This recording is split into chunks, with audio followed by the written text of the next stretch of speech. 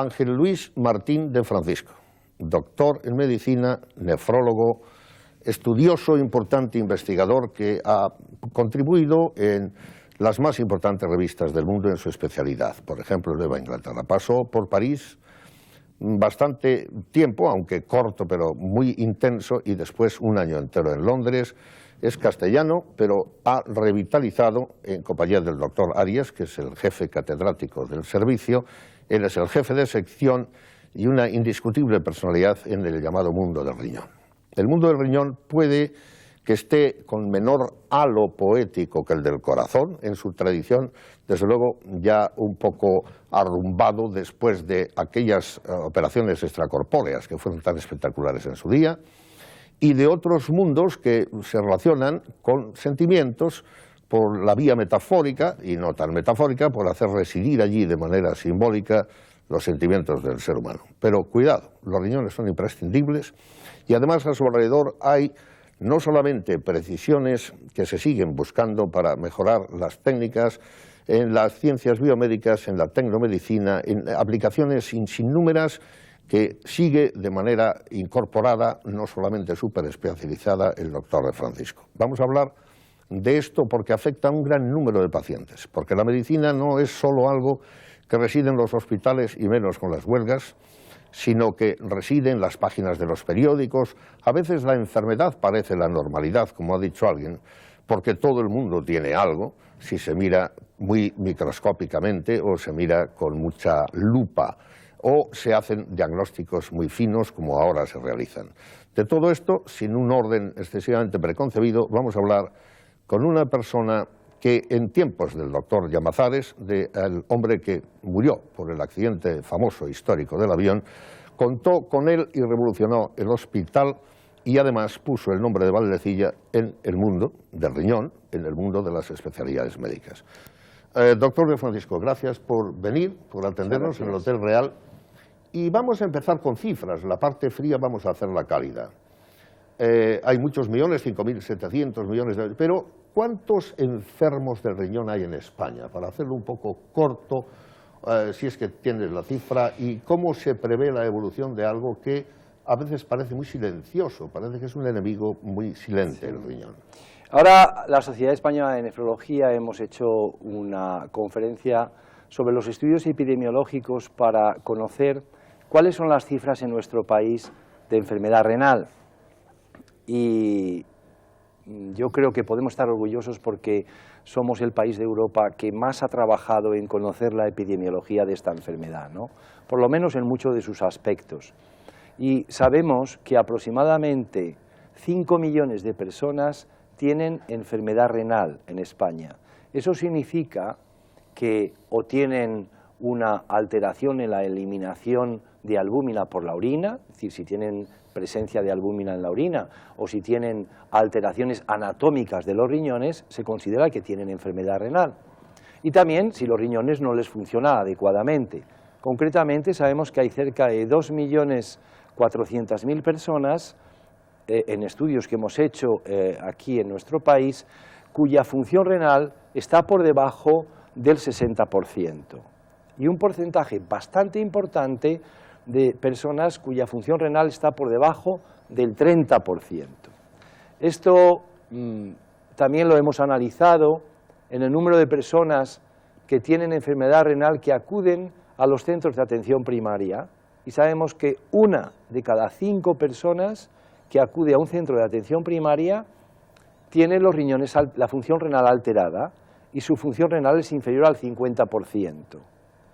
Esto es muy importante conocerlo y estamos trabajando con los médicos de atención primaria a tal efecto, porque estas personas reciben medicaciones, muchas veces medicaciones antiinflamatorias o otro tipo de medicaciones que deben de disminuir sus dosis cuando hay insuficiencia renal. Por consiguiente, el entender que existe este número importante de personas en detectar precozmente cuál es la insuficiencia renal y el poner los mecanismos para prevenir su progresión, pues es algo que realmente es muy importante, ¿no? ¿En qué consistiría un consejo general, no aplicado a alguna cuestión específica, para que no fallen, para que no tengan la que llaman insuficiencia a los riñones? Las personas sanas, que lo sepan o no, pueden entrar en ese riesgo. ¿Qué 3 asuntos genéricos? Yo comprendo que esta trilogía no puede ser la panacea, pero claro, un médico puede hacer esto. Es decir, mire, si la gente hace esto, esto y esto, hay menor posibilidad de que se degrade esto. En general, los riñones, las personas tienen que conocer que los riñones son 2 órganos que en realidad son ovillos de vasos. O sea, no tienen otra cosa. Ellos filtran la sangre y eliminan al exterior los residuos que provienen del metabolismo. Pero no son nada más que vasos.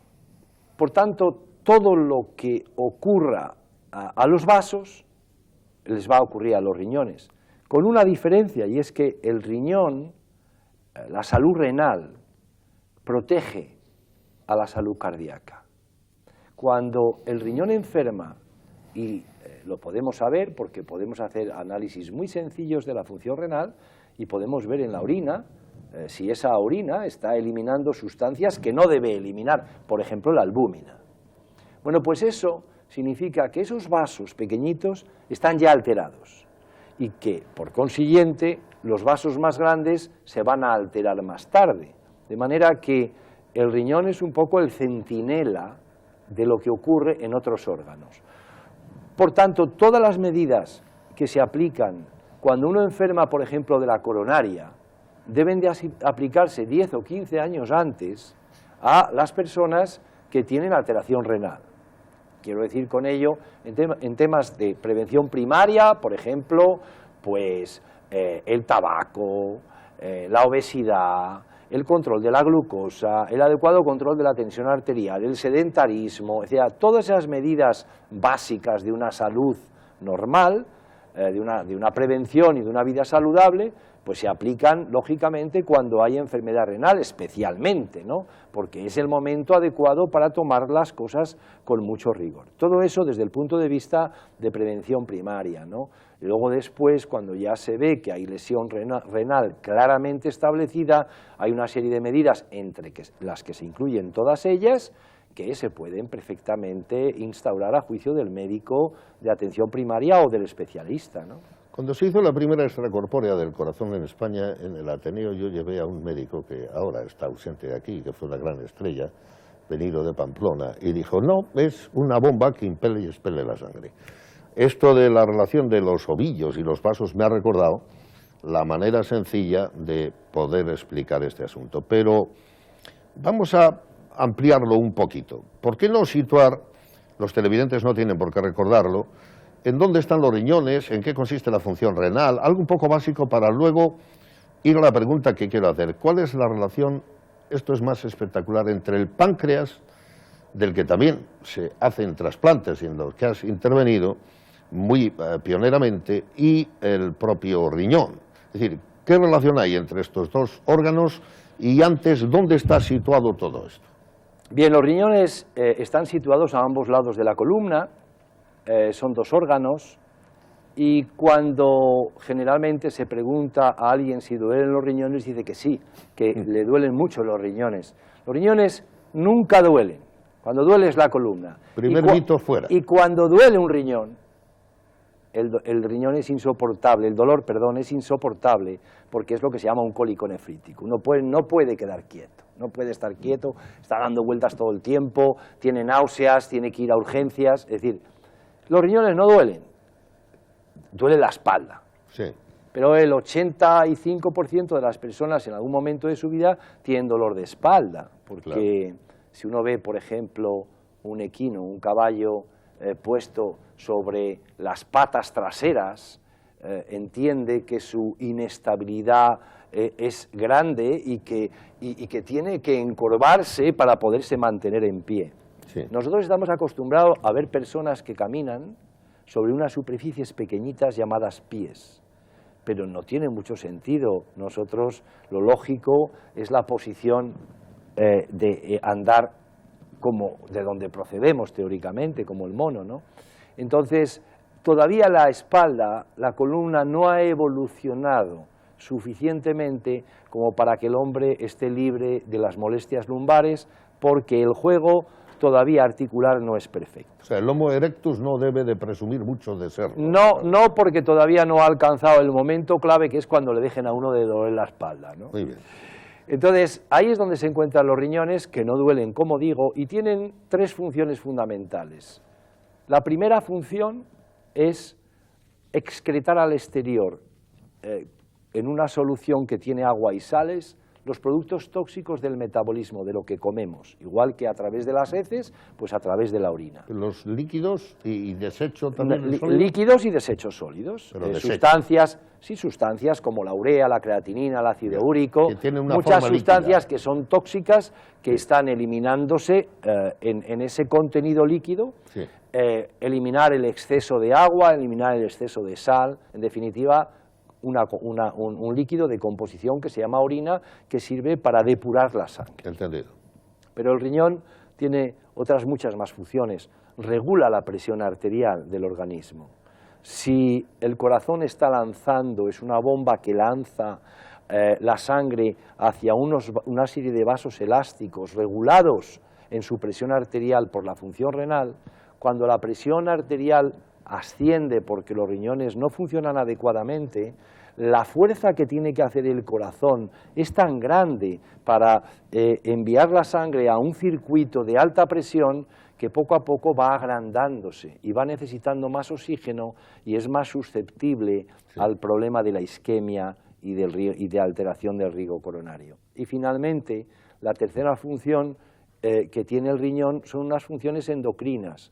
El riñón es fundamental para el metabolismo de la vitamina D. La vitamina D tiene que pasar por el riñón para favorecer la calcificación de los huesos.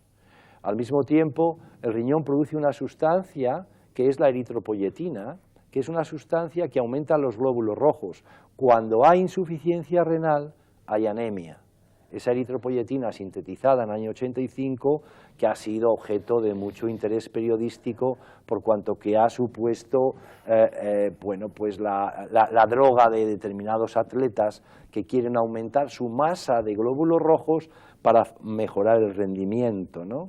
Y luego tiene alguna otra función endocrina más, pero en principio son órganos realmente de una importancia fundamental para la salud del organismo. Ángel, ¿qué es más importante, un cardiólogo o un nefrólogo?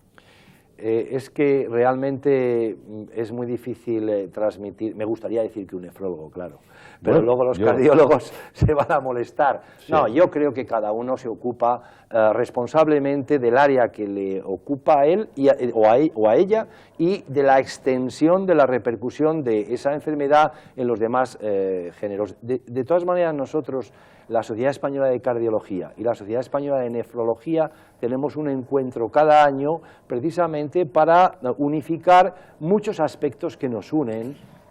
Tú eres presidente de esa sociedad que es muy importante aquí, además de un distinguido miembro de CADIGO en Nueva York, que es una organización mundial para trasladar preocupación política a las áreas políticas sobre los riñones. Antes de hablar de esto, que me parece importante y me alegra que lo hayas mencionado, has aludido a la relación del corazón o por lo menos de la presión arterial, etcétera, con los riñones.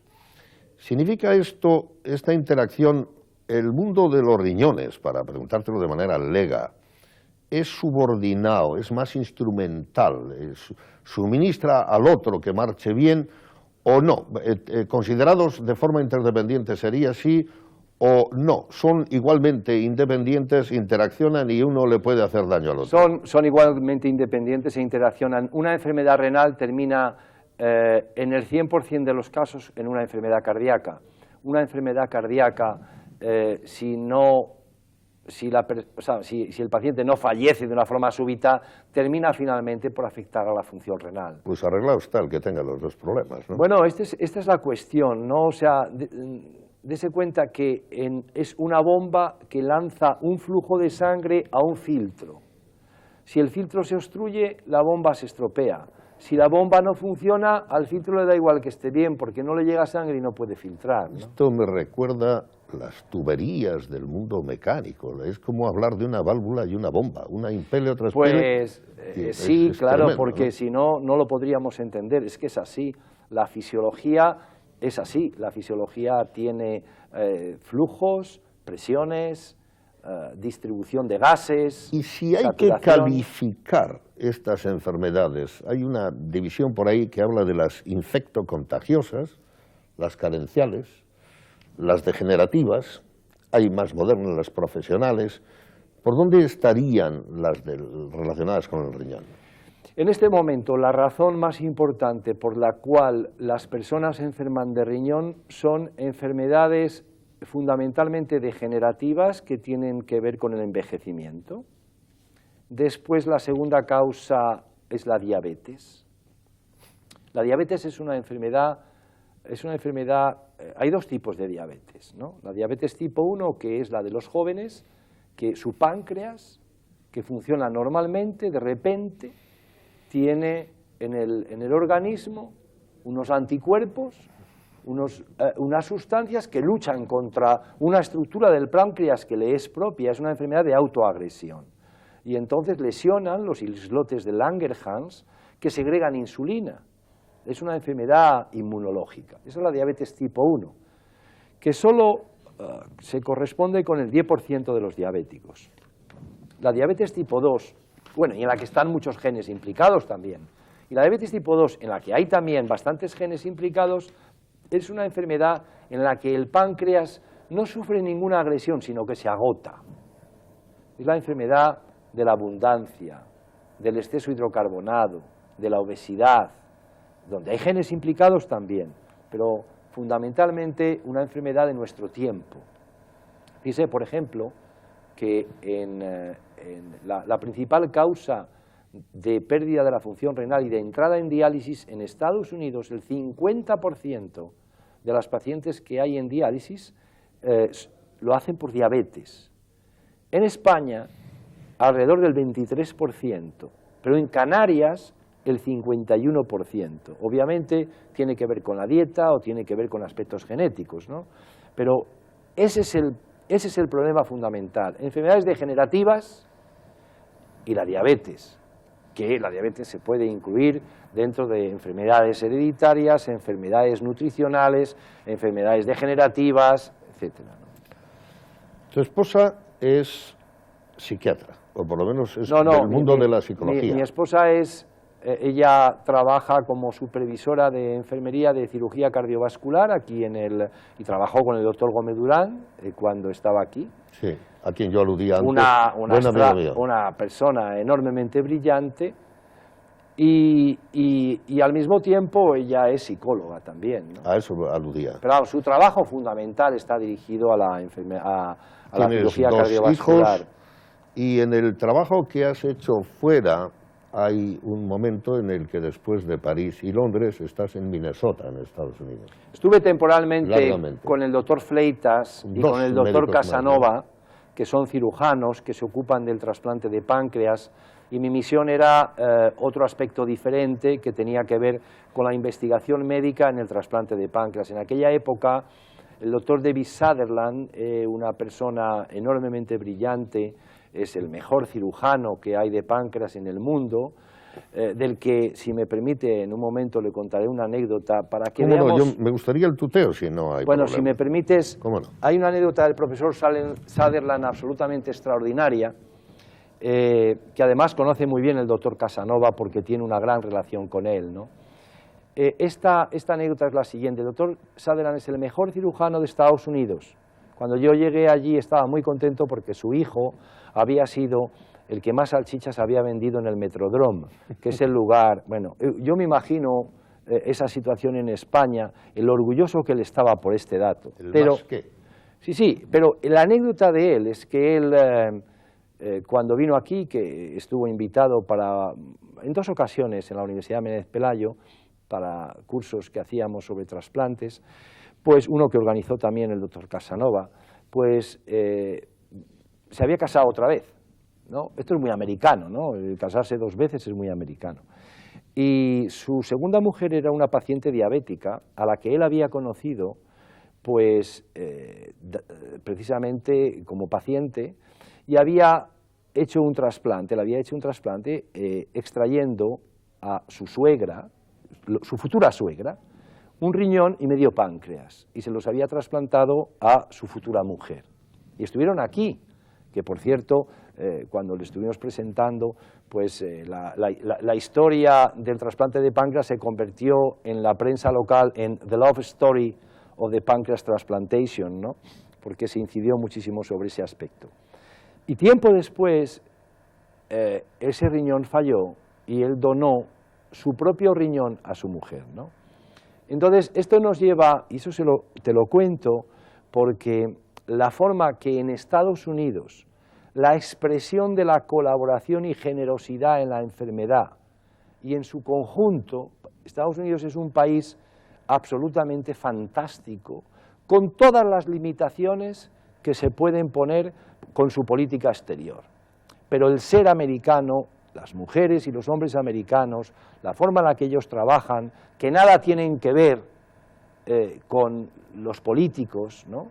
En su conjunto es una gente enormemente solidaria y que tienen, por ejemplo, allí el 50% de los trasplantes se hacen de vivo, personas que dan, familiares o relativos, un riñón a su familiar, ¿no? En España estamos intentando, somos el país que más riñones extrae de cadáveres del mundo por población, con una extraordinaria organización que es la Organización Nacional de Trasplantes, pero no llegamos al 3% de trasplantes de vivo, y la media europea son 27%, y en América el 50%, es decir que nos falta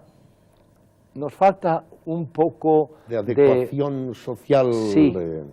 Sí. Bien, yo comparto, no hemos tenido tiempo más que para presentarnos, yo he estado 17 años en Washington, conozco bastante bien dentro de lo que puede ser una presencia tan larga aquellas situaciones y bastantes estados, incluido el de Minnesota. Eso me lleva a compartir plenamente la opinión que has dado. Incluso la extrapolación a los políticos tampoco la generalizaría, porque también hay visiones de la política que las acaba de mostrar la manera en que se apean de su ego cuando no tienen el refrendo de las mayorías. Yo creo que es otra interesante posibilidad de comentario que nos saca de nuestra conversación. Sí, permítame que incida sobre esto, ¿no? España es un país muy antiamericano y a mí me duele fundamentalmente porque todo lo que sea ser anti algo es malo, eso no es bueno, ¿no? Y sobre todo porque, y todo el mundo tiene derecho, por supuesto, a tener los sentimientos que quiera, pero me gustaría que la gente que sea antiamericana de verdad, que lo sea porque ha estado allí, porque ha vivido allí, porque conoce lo que es aquello, claro. Y porque de verdad siente que eso es así. Solo desde la distancia y viendo algunos aspectos que realmente, en mi opinión, son bastante criticables, pero solo por eso es complejo, ¿no? Yo quiero volver, doctor, a tu trabajo relacionado con el hueso. Yo no sé a qué hueso se refiere. La estancia parisina, que tampoco fue de vacaciones, fue un trabajo y luego el año sabático, el paso por Londres. Estamos trabajando alrededor del hueso. Vamos a hablar ahora, antes de ir al páncreas, a ese hueso. ¿Qué hueso es? Es que, como te he dicho antes, el problema es que los riñones tienen muchas funciones, entre ellas, pues producir, servir de paso para la vitamina D. La vitamina D o la tomamos o la tenemos en la piel como una prohormona, ¿no? Cuando nos exponemos al sol, esa vitamina se activa, pero ha de pasar por el hígado y después por el riñón para que pueda ejercer su función, ¿no? Si los riñones los tiene lesionados, pues obviamente esa vitamina no se activa. Y eso tiene como consecuencias que los huesos no se calcifican adecuadamente. Así que enfermedad renal se acompaña, por otros motivos más complejos que no vamos a explicar aquí también, pero se acompaña de enfermedad ósea.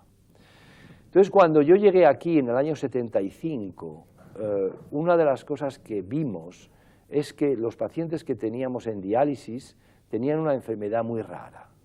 Era una enfermedad en la que se fracturaban los huesos de forma espontánea. Y esa enfermedad solamente se producía en algunos centros del mundo.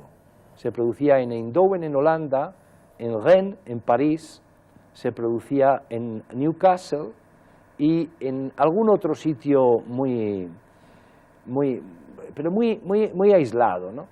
Entonces, en Newcastle, en Inglaterra, el profesor Ellis, un anciano anatomopatólogo, pero tremendamente británico en sus aspectos prácticos del enfrentamiento hasta este problema, pues sospechó, por un azar de otro dato clínico que había aparecido en Eindhoven, que el responsable de esa enfermedad podía ser el aluminio. Y entonces estuve trabajando con ellos durante un tiempo y ya estuvimos haciendo, yo hice la tesis doctoral sobre el tema este, y aquí observamos que en estas áreas como Bilbao y Santander se echaba mucho sulfato de alúmina para la floculación del agua, para quitar la turbidez, y como se asumía que eso era algo que no se absorbía, pues se echaba en una cantidad en exceso. Y finalmente conseguimos tratar el agua y hacer desaparecer la enfermedad.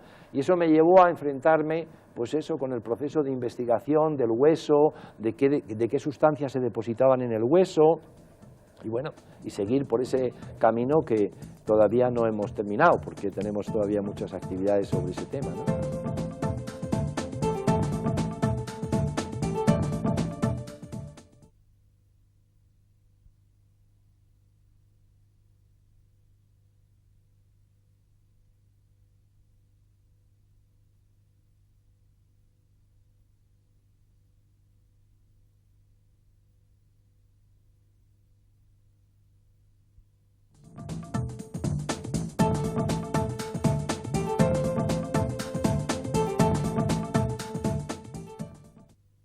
Doctor, ya hay una familia entera de ovejas famosas, Dolly, Polly, Bonnie, que debe ser nieta, me parece que son 5. Una murió por una insuficiencia, las llamadas células madres. Lo más reciente, la verdadera investigación revolucionaria de los 90 para acá, sobre todo el principio de los 2000, ha sido la esperanza de que va a evitar eso del doctor que me comentabas, de tener que dar el propio riñón o sacarle de uno a otro. Hay el temor a tener una especie de hermanos gemelos fabricados artificialmente, lo que se llama vida molecular, no sé si muy aparatosamente para no hablar de la otra, con toda la implicación moral que tiene. Y en otras palabras, ¿crees que algún día no se necesitarán las máquinas para las diálisis? Todos estos manejos científicos serios que hacéis en la medicina y que la biomedicina del futuro hará que tiremos de un gemelo, de un embrión, de los famosos ratones knockout, y no haya que pasar por lo que pasaba, por ejemplo, mi amigo, al que siempre recuerdo, Luis Carral, creo que fue paciente tuyo. Sí, del doctor Morales y mío, sí. Bueno, es una pregunta bastante amplia que conviene precisar en varios aspectos, ¿no? El primero, la biotecnología ya está en la práctica diaria desde hace muchos años. Por poner el ejemplo relacionado con la eritropoyetina a la que me refería antes, la eritropoyetina es una sustancia que produce el riñón, que se produce ya de forma biotecnológica utilizando una célula que es la célula del ovario del hámster chino. Bueno, pues con esa célula se le incorpora el gen productor de eritropoyetina y ya esa es la sustancia que corrige la anemia. Por tanto, ya lo tenemos ahí y lo estamos utilizando desde hace 15 o 20 años, como otro tipo de hormonas, ¿no? Nunca antes de 25, los transgénicos. Sí, bueno, más o menos, ¿no? Esa es la biotecnología, la producción de elementos biológicos que pueden sustituir a determinadas hormonas. Luego viene ya lo que es la organización o la reparación o la reposición de los órganos. Ahora hay cosas muy interesantes. Por ejemplo, en Estados Unidos, porque aquí todo viene de Estados Unidos, o sea, nosotros no investigamos nada. En Corea parece que están... Bueno, lo que quiero decir es que la investigación que soporta todo un proceso básico aplicado a la clínica y con desarrollo de patentes que genera beneficios para los accionistas que reinvierten en investigación, hace que cuando una persona se cura de una leucemia está basado en que la inmensa mayoría de la investigación se ha hecho gracias a lo que se ha hecho en Estados Unidos, o los inmunosupresores del trasplante, o muchísimas cosas, ¿no? Entonces, como decía, en Estados Unidos hay ensayos muy interesantes. Se toma un riñón en época embrionaria, en una época que se llama metanefros, que son a las 2 semanas aproximadamente, que es como la cabeza de un alfiler. Ese riñón de una rata se mete en el peritoneo, en la tripa de otra rata, que teóricamente es una sustancia extraña y que debía ser rechazada. Pues bien, esta rata receptora, a la que le han puesto esa cabeza de alfiler en su tripa, lanza unos vasos hacia esa pequeña estructura, la hace propia, la hace crecer, y es un riñón que va creciendo, que desarrolla toda su estructura hasta el uréter. Y no rechaza, porque el primer paso del rechazo está en los vasos. Y como los vasos son propios de la rata que ha recogido esa pequeña estructura renal, pues entonces se consigue que esa rata recupere una parte de la función renal. Todavía está en fase experimental, pero ya empiezan a adivinarse otro tipo de acercamientos a la sustitución de la función renal que no sean precisamente los riñones artificiales. Y se están fabricando ya devices, que son pequeños aparatos con filtros capilares en los que se introducen células renales que pueden el día de mañana llevar a hacer lo que es un riñón biológico portable que se introduce dentro del abdomen. Yo no creo que en los próximos 20 años este tema esté resuelto. Yo tengo un párrafo aquí, doctor, que he tomado casi un poco a la ligera esta mañana, que dice aquí: desde el año 1941 hasta ahora estamos en la tecnificación. Como has dicho, aparatos, esto se refiere directamente a los aparatos. Dice, también de la colectivización de la medicina. Cada persona tiene derecho a recibir atención sanitaria, desapareciendo la idea de beneficencia médica para los más pobres en general. Dice, pero el médico ha perdido su aureola. Se ha convertido en un funcionario sin tiempo para atender suficientemente a la persona enferma. No aludo a la reciente huelga. La técnica ha enfriado el contacto del médico con el enfermo. Gran parte del diagnóstico se basa en pruebas, análisis, TAC, RX. El médico no es el médico medicamento de Valinte. Desde los escritos hipocráticos, pasando por sex res non naturales, del galenismo latinizado, la atribución de un papel etiopatológico a la vida social, profesión, trabajo, alimentación, familia, ha sido constante. Pero en la época actual hay 2 causas importantes de enfermedad: infección, microbios, y la genética. ¿Compartes esta idea? La pérdida de aureola de los doctores, ahora tenéis menos aureola. Bueno, ¿y el exceso de aparatología? Ni falta que hace. Quiero decir que yo no creo que los médicos tengan o tengamos por qué tener ningún tipo de aureola, ¿no? Pero sí el reconocimiento a un esfuerzo de formación muy sólido, eso sí. Aureola, no tenemos por qué, pero realmente es una profesión enormemente dura que requiere muchísimo trabajo, un mecanismo de selección de las personas para acceder a la universidad, unos estudios universitarios muy duros, una oposición para entrar como especialistas, 4 años o 5 enormemente duros en los hospitales, mucha privación de libertad, mucho sacrificio y mucho impulso y necesidad de aprovechamiento y de necesidad de tener un gran conocimiento. Un médico a los 50 años solo aprovecha el 2% de lo que aprendió en la carrera. Con eso se define exactamente que el médico no deja nunca de estudiar. Por tanto, el médico debe de tener el reconocimiento social que le exige todo ese enorme esfuerzo de sacrificio y de conocimiento. No question about that, pero... Habiendo dicho eso, la aparatología era la pregunta. Habiendo dicho eso, la medicina ha cambiado mucho, y ha cambiado afortunadamente. Los diagnósticos brillantísimos de los antiguos clínicos, como Marañón o como otros médicos extraordinarios, hoy en día a veces no tienen ningún sentido, porque con un escáner en un momento determinado o con una analítica concreta se puede perfectamente descartar si una persona tiene un hipertiroidismo o una insuficiencia renal o un tumor cerebral.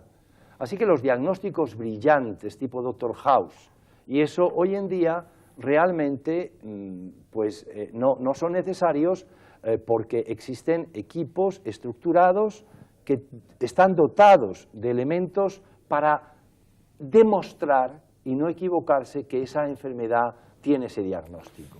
Pero parece que esta preferencia que señalas se dirige a lo que algunos han llamado el mecanicismo, es decir, que somos una pieza compleja físico-química y deja fuera el vitalismo, el elan vital, el espíritu, algo que tu mujer quizás discreparía ligeramente de ti, me temo. No, en absoluto, en absoluto, y digo en absoluto básicamente porque una inmensa mayoría de los médicos que trabajamos, que yo conozco, y de verdad que no quiero ser nada corporativista, tienen una esfera de un espíritu de filantropía, de capacidad de contacto con el ser humano excelente.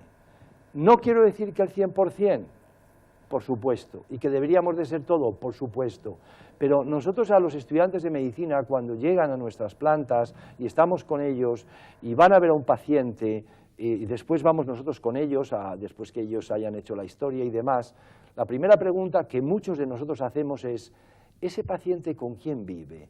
¿Qué le gusta? ¿En qué se entretiene? ¿Qué ha hecho antes? ¿Cuál es la esfera en la que nosotros tenemos que trabajar su enfermedad, ¿no? Eso lo hacemos con mucha frecuencia, además es algo que no se debe nunca de olvidar. Bien es cierto que muchas veces la presión y el tiempo no permiten esa conversión sosegada tan necesaria para la curación y para la confianza con el médico, pero hay muchísima leyenda respecto a que el médico ha perdido su espíritu de contacto social y que está basado exclusivamente en analíticas y procedimientos diagnósticos. Eso es necesario, eso es fundamental, eso es lo que nos da a nosotros, afortunadamente, la decisión diagnóstica y terapéutica, pero en modo alguno pienso yo que de forma generalizada se ha privado o se ha perdido lo que es la esencia de lo que es la vocación médica, ¿no? Pues la pregunta es más directa todavía. ¿Tú llegas a creer que las manos del médico curan, que son un poco taumatúrgicas,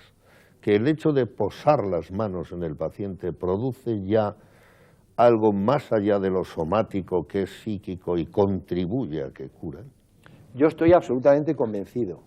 Es decir, es que yo me ha pasado más de una vez de tener que ir a algún compañero por tenerme que hacer, yo qué sé, por alguna molestia o por algo que quería yo consultar sobre mi persona y simplemente una conversación con esa doctora o con ese doctor y una exploración física realizada por ella o por él, transmitiéndome la tranquilidad suficiente, pues me ha permitido enfocar el problema de mi salud de una forma completamente distinta. O sea, es fundamental, o sea, no es que el poner la mano cure, pero desde luego el estar cercano, transmitir la información y instalar en el sosiego a la persona que está angustiada es tan importante que a veces la mayoría del proceso de la enfermedad es solamente la generación de esa angustia, ¿no? ¿Por qué no mencionas cómo ves tú la posible relación del modo de funcionar las administraciones sanitarias, políticamente en general, aunque los sistemas sean distintos?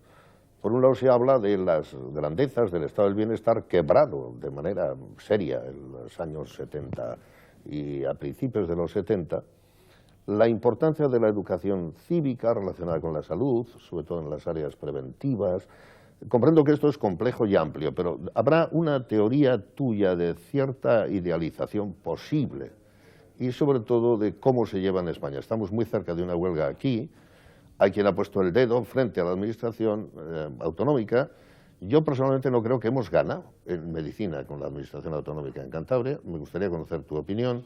¿Y cómo generalizas esto de arriba a abajo? Vamos a ver, este es un asunto complejo porque es una pregunta en la que un médico tiene que opinar sobre aspectos sociales y políticos, pero yo no tengo absolutamente nada que ocultar. Mi forma de pensar y de enfocar este tema es la misma forma que tienen la mayoría de los consejeros de sanidad con los que yo he hablado, y es que todos personalmente están de acuerdo que esto es un desastre, pero ninguno lo dice. Es decir, la forma en la que se ha estructurado la organización sanitaria en el país, en una sucesión de responsabilidades autonómicas diferentes, se traslada en una confusión y desigualdad que genera los conflictos que estamos teniendo, por ejemplo, aquí en Cantabria. Con todo ello, no digo yo que las personas responsables de la administración sean mejores o peores, que las hay buenas y bastante malas, ¿no? Pero le puedo poner un ejemplo. Te puedo poner un ejemplo. Yo trabajo mucho en reuniones europeas e internacionales y represento a España en muchísimos lugares relacionados con la enfermedad renal. Y eso tiene a veces importancia muy significativa, por ejemplo, a la hora de trasladar cuáles son los resultados de España como país en comparación con Italia, Reino Unido, Canadá y demás, en reuniones que hacemos generalmente en Estados Unidos. Durante varios años no he sido capaz de trasladar los resultados de España por imposibilidad de las comunidades autónomas que no permitían que se integraran bajo el concepto de España los resultados de cada comunidad autónoma. De manera que yo tenía que decir el número de pacientes diabéticos que había en diálisis en Cataluña o en Valencia o en la autonomía X. Esto es una pequeña y práctica, yo lo confieso delante de todo el mundo porque es absolutamente real, que eso ha sido así.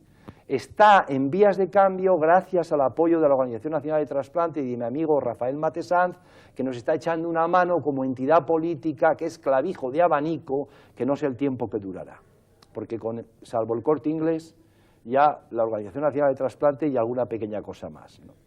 Eso en primer lugar. En segundo lugar, la creación de 17 comunidades autónomas con 17 sistemas de evaluación de los proyectos ha hecho que, por ejemplo, un proyecto concreto que se llama SHARP, un proyecto de la Universidad de Oxford, para 10 países en los cuales estaba España, que generaba becas importantes para muchos médicos jóvenes. Durante un año hemos estado intentando conseguir todos los permisos a nivel de las comunidades autónomas porque no hay clavijo de abanico aquí, solo hay que pedirlo 17 veces. ¿Qué es clavijo de abanico? El clavijo de abanico es una pequeña pieza que por su condición, aunque muy humilde, es capaz de dar funcionalidad al abanico. Y cuando se retira el clavijo del abanico, ese pequeño elemento integrador desaparece y ya el abanico no sirve para nada, ¿no? Es muy oportuno. Entonces aquí no hay clavijo de abanico y hemos perdido porque eran 10 países y no 27 los que tenían que entrar. Inmediatamente ha entrado Polonia, que es un país que tiene clavijo de abanico, tiene un Ministerio de Sanidad que lo integra. Con esto no estoy haciendo o no quiero hacer ninguna crítica política a nadie. Yo lo único que quiero decir es que a mí me parece que esto es un desastre. Pero yo lo digo porque me da igual, como no como médico, de ello, sí, si es que me da igual, yo estoy libre de decir estas cosas, afortunadamente. Querido doctor, estamos cerca de una hora de conversación y no quisiera pasar por alto un par de cosas. Mi gratitud, una vez más, por estas claras explicaciones que abordan aspectos políticos alrededor de la medicina, pero sobre todo de la especialidad y de la esperanza. Es verdad, para ser un poco más sencillos, que antes se moría todo el mundo con las enfermedades de riñón y ahora se muere mucha menos gente. ¿Y en qué fechas se ha producido ese cambio? En el año 1970, el 100% de las personas enfermas de riñón en España se morían. En este momento no hay ninguna persona enferma de riñón que se muera inmediatamente con falta de tratamiento. Así que la situación en España, si bien soy muy crítico con lo que decía antes, tengo que decir que la oferta de salud es enormemente amplia y somos muy afortunados. Y si hubiera, a forma de inventario, ¿gracias a qué no muere la gente como antes? Y vas solo a enumerarlo, a esto, a esto, a esto. ¿Cuántas salidas hay? Fundamentalmente en el tema de la enfermedad renal crónica avanzada, en este momento la razón fundamental es la capacidad económica, porque en otros países se mueren todos. Claro, países más pobres. O sea, Bien. que es una razón económica. Muy bien. La formación de profesionales y organizaciones de servicios y de atención y toda la estructura sanitaria que se creó en los años 70, los años 60 y tantos. En Santander, en la etapa del doctor Llamazares, que es cuando viene. Exactamente, y hay una persona que no me gustaría olvidar, porque con la cual yo fui en algún momento muy crítico, era tan joven yo, que era lógico, ¿no? A fin de cuentas, la juventud es un proceso de fertilidad y de empuje. Pero tengo que decirlo aquí, no sé si algún día nos escuchará alguien, pero lo tengo que decir, la persona más relevante que contribuyó al desarrollo de la medicina, que en los años 75, 80, 90 y 2000, ahora ya estamos en una situación un poco más compleja, fue el doctor López Vélez. Bueno, esa persona fue capaz, en un momento muy complejo, de trasladar una necesidad que por su capacidad lo consiguió. Y yo, que fui muy crítico en su momento con él por muchos aspectos, tengo que decir, afortunadamente, que los años me han ido introduciendo el sosiego suficiente para permitirme decir públicamente la grandeza de ese personaje. Yo no había hablado de esto con el doctor de Francisco, que ignora por completo que el doctor López Vélez ha sido uno de mis grandes amigos. Es lo que tiene de sorpresivo y agradable el que no hayamos tenido más tiempo para comunicarnos que el de hacer esta conversación. Pero la gente con el páncreas se muere más, ¿no? ¿Y por qué? Bueno, el páncreas es una cirugía, el trasplante pancreático, que es muy posterior al desarrollo del trasplante renal, ¿no? En principio, hoy en día se va desarrollando cada vez más. A mí me parece que el futuro no será el trasplante del órgano, que en este momento es lo que es, como el trasplante de los islotes, que son esas células que no funcionan y que se puedan introducir simplemente por vía intravenosa o instalándoles en el propio hígado y que no sean rechazados. Todavía estamos lejos de eso, pero no tan lejos. Acabo de leer un diccionario pequeño de carácter tecnocientífico y se hablaba de todas estas cosas, de la importancia de la medicina biogenética, la importancia de las esperanzas que puedan, sin exageración, ponerse en el mundo de los famosos ratones, stock out, etc. Pero no quisiera terminar sin una pregunta final. Después de la simpatía que muestras a Estados Unidos, donde la medicina es un gran negocio, yo traje a Santander unos 12 doctores de Estados Unidos, son españoles, con gran éxito, desde el Baylor College, el dueño de un hospital que es muy amigo mío, que es canario, de origen, que es el propietario de un hospital en San Antonio, y otros muchos que fueron magníficamente atendidos solo por 2 médicos en Santander, y que no hubo una atención institucional del gobierno de entonces, lamentablemente. Eran eminencias, pero reflejaban, como no ignoras, la importancia que tiene el sentido del negocio en Estados Unidos relacionado con la salud. La propia Hillary Clinton, aspirante ahora a la Casa Blanca, tuvo la osadía de intentar modificar eso y fue terrible el movimiento en contra y, lógicamente, ahora ni se le ocurre acercarse a aquellas ideas que cuando era joven, o por lo menos menos mayor que ahora, también tenía como rebelde.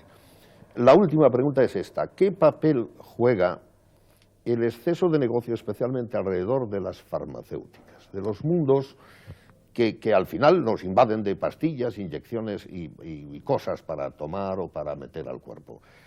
Tendrás una opinión, y a pesar de la mutua, clara simpatía que he advertido que tenemos por ese gran país, no parece que sea totalmente el modelo exportable el negocio de la medicina, como no lo es el inexistente, incapaz modelo del bienestar que aquí hemos disfrutado y del que todavía se abusa? Tiene que haber algo intermedio en el mundo. Sin duda, vamos, es que comparto absolutamente la crítica al sistema sanitario que existe en Estados Unidos en cuanto a que los derechos de salud están recortados solo para la población que pueda pagar. De hecho, en Minnesota, cuando yo estaba allá, el primer criterio para un trasplante de páncreas, había 10 criterios, pero había un introductorio que decía able to pay, ser capaz de pagarlo. Estoy completamente de acuerdo en eso, como también estoy completamente de acuerdo que la barra libre que tenemos en España es algo que terminará por hacer que claudique el sistema, porque el sistema no puede estar en esta oferta absoluta y de barra libre para todo el mundo. Tiene que mantenerse el estado de protección universal, pero tienen que introducirse mecanismos correctores. El mejor estudio, la mejor definición que se ha hecho nunca en España sobre el programa de salud lo hizo por encargo del Parlamento español el informe Abril-Martorell. Y el informe Abril-Martorell introducía ese factor tan importante de, entre comillas, ticket moderador, elemento disuasorio, que de alguna forma tenía que frenar la demanda sin límites de la población al consumo de fármacos y de otro tipo de aspectos técnicos, ¿no? Lo que pasa que el que tome, eso lo hicieron conjuntamente los parlamentarios, los sindicatos, las asociaciones, todo el mundo. Nadie lo hizo caso. Lo metieron debajo de una alfombra porque el partido político que lleve eso a efecto pierde las elecciones y no son capaces de darse cuenta que conjuntamente deben de desarrollar ese proyecto. Eso en primer lugar. Y respecto a las farmacéuticas, que me parece que hay una cosa muy importante, es la siguiente. Las farmacéuticas, con su investigación, mejoran y favorecen la calidad de vida y la curación de las personas en los países desarrollados y donde se aplican su investigación. Punto primero. Y punto segundo, la industria farmacéutica es como la del armamento. Es una industria que no tiene forma ni tiene, en muchos de los casos, ética suficiente. Le voy a contar algo, o te voy a contar algo que es muy importante. Los médicos en Europa, en España especialmente, para nuestra formación, nuestra empresa no nos da nada, absolutamente nada. Nosotros tenemos, para organizar los cursos de formación para los jóvenes nefrólogos y para los adultos nefrólogos y nefrólogas, tengo que sacar el dinero de las farmacéuticas, que naturalmente intentan obtener el retorno a su inversión. Y entonces, dependiendo de la capacidad que tú tengas para intentar mantener esa influencia farmacéutica, ahí será la objetividad de la información. Pero las farmacéuticas ponen los anuncios en las revistas médicas, controlan las editoriales, controlan la formación de los médicos y son las que están soportando todo el proceso educativo. Entonces, son imprescindibles. Y al mismo tiempo están interviniendo de una forma en el proceso. Muy crítica en el proceso. Doctor de Francisco, vino a Santander de Castilla, cuando era Castilla la Verde, Cantabria, y aquí sigue, casado con una doctora, con 2 hijos, prestigioso en el hospital y prestigiando al doctor Arias, que trabaja con él como jefe del servicio, el catedrático Arias.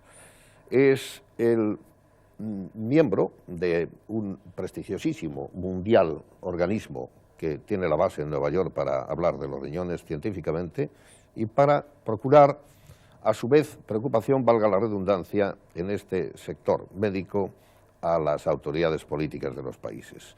En España es el presidente de nefrología. En Valdecilla se puede ver, es una persona apacible, agradable, que cree todavía que las viejas manos de los doctores, si no curan, literalmente juegan un papel psicosomático muy importante. Ha sido muy agradable la capacidad didáctica con la que ha puesto temas difíciles ante ustedes, los televidentes, y al mismo tiempo problemas políticos de los que no huyó y ha sido moderadamente crítico, pero crítico. No como médico hizo un canto, no sé si corporativista, de la profesión como corresponde al esfuerzo noble de aquellos que se dedican a curar, y al propio tiempo se distanció de manera prudente y crítica de la clase política. He de compartir con él que existe en marketing una cosa que se llama la imagen de país. La imagen de país, con motivo de mi propia estancia en Estados Unidos al hablar de las autonomías, al recibir 4 grupos de diferentes lugares de España para vender, para mostrar las cosas que teníamos, era un problema que yo pensé que se asociaba solamente al comercio y a las autonomías. Desgraciadamente, un país absolutamente fecundo en los datos médicos, con buena clase médica, no interrelaciona, como acabamos de oír al doctor, los datos. Hay un problema de imagen de país y se puede ser muy autonómico y al propio tiempo no esconder esta grave incapacidad que perjudica a científicos, médicos y comerciantes. Gracias, doctor. Muchas gracias.